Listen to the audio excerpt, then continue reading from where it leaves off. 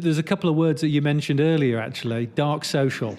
Again, a bit of a topic on social media these days. It gets thrown about a bit, but and obviously it's an interesting topic with regards to attribution. I'm sure most people know what dark social is, but ultimately it's like what you were talking about.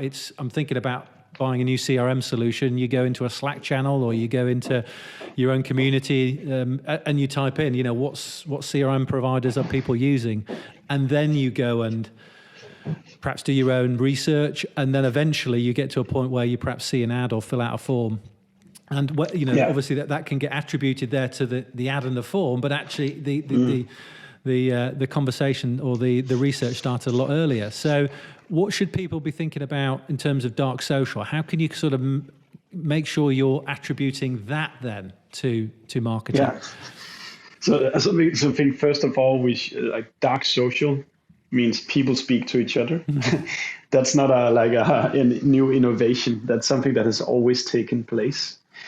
I think what you could say the dark social movement is just trying to say is that there's stuff you can measure, and then there's stuff you're not going to measure, at least not in a quantifiable sense.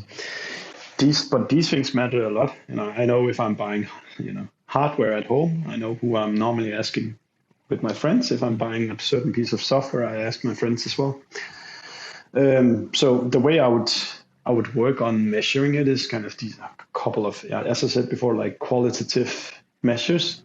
If you see your company being mentioned, take a screenshot, share it on Slack or Teams or whatever you're using, because it's not going to be easy to track this because it's going on all sorts of pockets where you have no chance of tracking it. So I'll just advise you to take screenshots every time you see it. And then there's this kind of self-reported option as well, where you kind of ask people, where did you hear about us on your website, as they submit the form, and that can capture something as well. We've tested this ourselves, and kind of, to be honest, we were 1.1 is people can't remember where they came into your funnel. Point 2, kind of getting a good self-reported answer is a bit of a unicorn.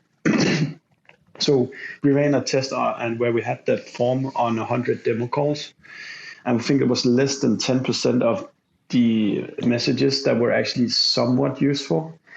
But it didn't leave me with any instruction on what should I, I heard about you on a podcast. Okay, great.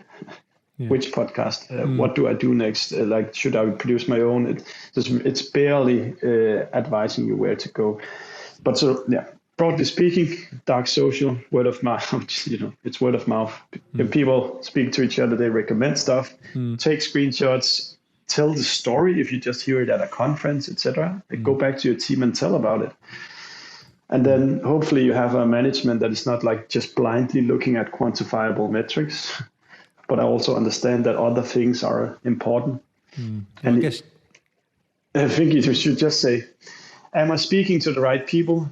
Do the people I'm speaking to like my message? Well, then it's probably a pretty good activity to do. Yeah. And I think Utopia is obviously understanding exactly what it was and exactly what that message was that made them actually do that. But obviously very difficult to find probably that never out. Going to happen.